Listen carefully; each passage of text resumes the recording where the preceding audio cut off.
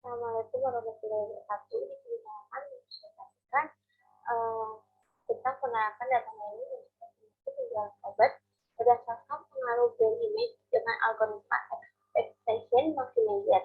Studi kasus di PT Tidam Pharma Tbk. Kenalkan, nama saya Siti Nurdanila dan rekan saya Panduaji. Pertama-tama saya akan menjelaskan tentang pendahuluan. Citra merek atau brand image diperlukan oleh PT Tidam Pharma dengan tujuan untuk membangun suatu daya tarik terhadap konsumen, di mana konsumen akan memiliki kepercayaan terhadap produk dan jasa yang ditawarkan oleh Tidam Pharma tersebut. Dan selain itu juga citra merek dapat menjadi salah satu bentuk positioning dalam benak konsumen yang secara tidak langsung mendorong konsumen untuk memiliki produk dari Freedom Pharma tersebut tanpa adanya pertimbangan dari produk perusahaan lainnya. Positioning ini juga dapat membangun suatu persepsi pada diri konsumen sehingga menjadi suatu keunggulan sendiri yang hanya dimiliki oleh Freedom Pharma tersebut. Hasil PT Freedom Pharma adalah perusahaan yang memiliki lebih dari 100 produk dalam bentuk tablet, kaplet, kapsul, sirup, krim, dan salep. Selain itu, Freedom juga memproduksi produk salep seperti penicillin dan non-penicillin, antibiotik, anti-TBC, obat penghilang rasa sakit, serta produk non-resep, vitamin penjaga flu dan batuk dan antiseptik, antipirestik. Perusahaan ini memiliki sebuah divisi khusus untuk memasarkan produk pasokan medis yang meliputi regel, abortion, dan peralatan medis sekali pakai. Namun Freedom terinspirasi dari fenomena piramida, salah satu tertua di dunia. Latar belakangnya yaitu pertama, penerapan data mining untuk estimasi penjualan obat berdasarkan pengaruh brand image. Dua, algoritma expectation maximizing yang merupakan metode yang mendukung dalam memperkirakan atau memprediksi estimasi target penjualan. Ketiga, penggunaan SPSS untuk memprediksi estimasi penjualan obat di PT Freedom Pharma. Tujuannya adalah PT Freedom Pharma mendapatkan hasil yang lebih maksimal dari analisis statistikal tingkat lanjut dan mendapatkan hasil yang lebih mudah dimengerti dengan SPSS. Karena SPSS itu menyajikan data berbentuk diagram atau grafik. Data mining sering juga disebut dengan knowledge discovery in database atau KKD. Adalah kegiatan yang meliputi pengumpulan pemakaian data historis untuk menemukan keteraturan, pola atau hubungan dalam set data berukuran besar. Keluaran data mining bisa dipakai untuk memperbaiki pengambilan keputusan di masa depan. Dari definisi yang telah disampaikan, hal penting yang terkait dengan data mining adalah data mining merupakan suatu proses otomatis terhadap data yang sudah ada. Data yang akan diproses berupa data yang sangat besar. Tujuan data mining adalah mendapatkan hubungan atau pola yang akan mungkin memberikan indikasi yang bermanfaat. Penjualan adalah interaksi antar dua individu saling bertemu yang ditujukan untuk menciptakan, memperbaiki, menguasai atau mempertahankan hubungan pertukaran sehingga menguntungkan bagi pihak lain. Penjualan dapat diartikan juga sebagai usaha yang dilakukan manusia untuk menyampaikan barang bagi mereka yang memerlukan dengan imbalan uang menurut harga yang telah ditentukan atau atas persetujuan bersama. Algoritma expectation maximization. Algoritma ini adalah salah satu algoritma yang digunakan untuk klasifikasi atau pengelompokan data. Algoritma expectation maximization memiliki kelebihan di mana mampu menyelesaikan beberapa permasalahan pada bidang statistik seperti menduga parameter bagi gabungan fungsi-fungsi serta parameter yang tidak lengkap. Algoritma expectation maximization merupakan proses yang terbagi atas dua langkah, yaitu langkah pertama expectation atau E-step.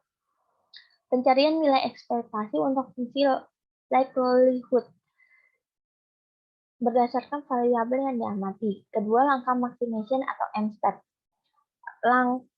Pencarian MLE dari parameter-parameter dengan memaksimalkan ekspektasi likelihood yang dihasilkan dari E-step. Parameter-parameter yang dihasilkan dari M-step akan digunakan kembali untuk E-step. Yang berikutnya, dan langkah ini akan diulang terus sampai memberikan nilai suatu parameter.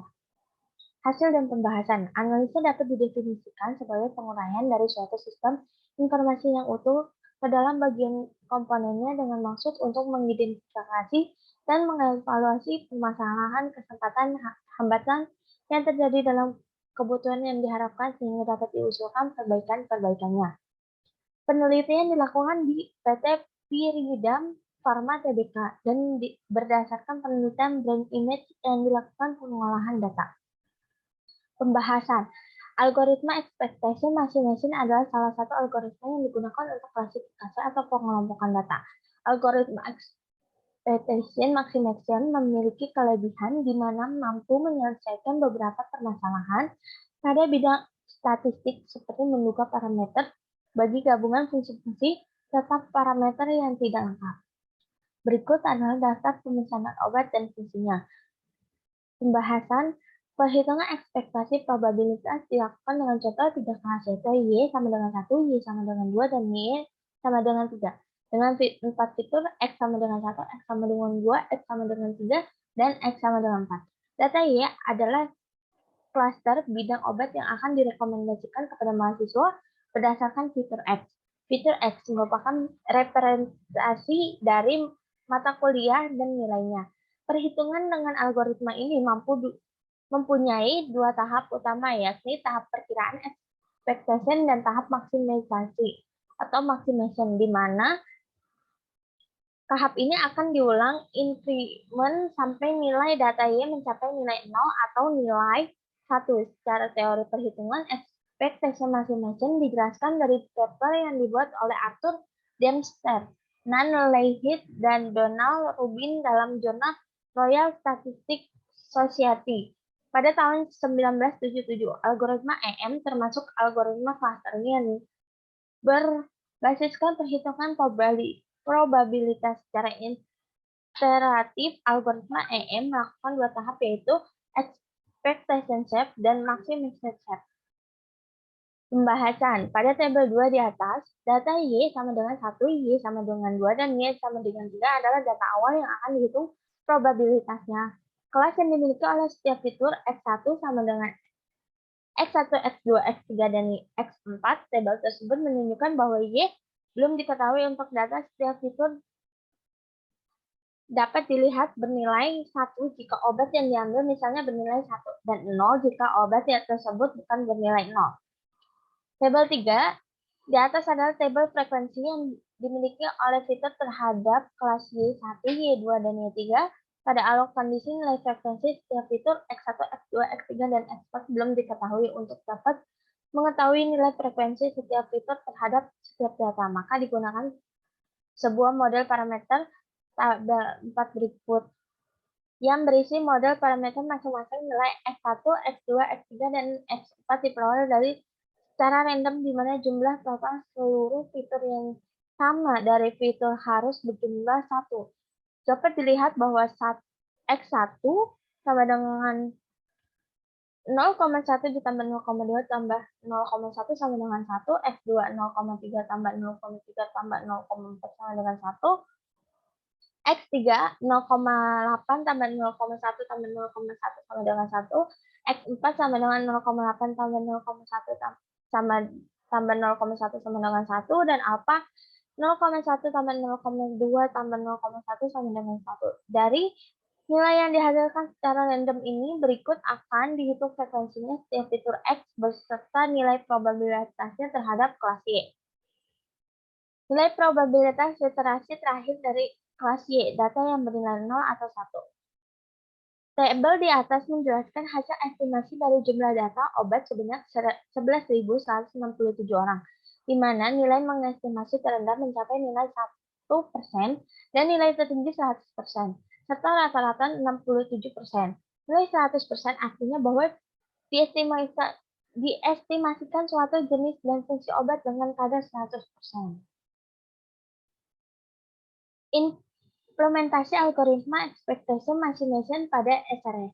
Di bawah ini menunjukkan langkah-langkah implementasi pada SPSS. Pertama, pembuatan format terbulat pada lembar kerja Excel. Format data terbulat tersebut dapat disimpan pada lembar kerja Microsoft Excel yang menjadi database penyimpanan data terbulat. Dengan save as menjadi akan dikoneksi ke SPSS. Kemudian buka SPSS pada laptop atau komputer yang telah terinstall untuk memulai menggunakan SPSS dengan memasukkan file yang ingin diproses. Kemudian cari data pada folder yang ada pada dataset. Lalu tampilan selanjutnya jadi sebagai berikut data editor. Lalu pilih file yang akan digunakan. Terus data aktivasi bulanan. Tabel diagram data konsumen. Grafik peminat konsumen terhadap obat. Lalu menghasilkan juga data peminatan obat yang lebih muncul. Dan menghasilkan juga data hasil tabel presentasi konsumen obat. Kesimpulannya adalah algoritma expectation estimation dapat memiliki peran baik pada data yang ada pada tahun-tahun sebelumnya. Kedua algoritma yang digunakan untuk estimasi penjualan obat adalah algoritma expectation estimation. Ketiga hasil estimasi dalam pengujian SPSS adalah dalam bentuk tabel atau grafik. Segitu saja presentasi dari saya, kurang lebihnya mohon maaf. Assalamualaikum warahmatullahi wabarakatuh.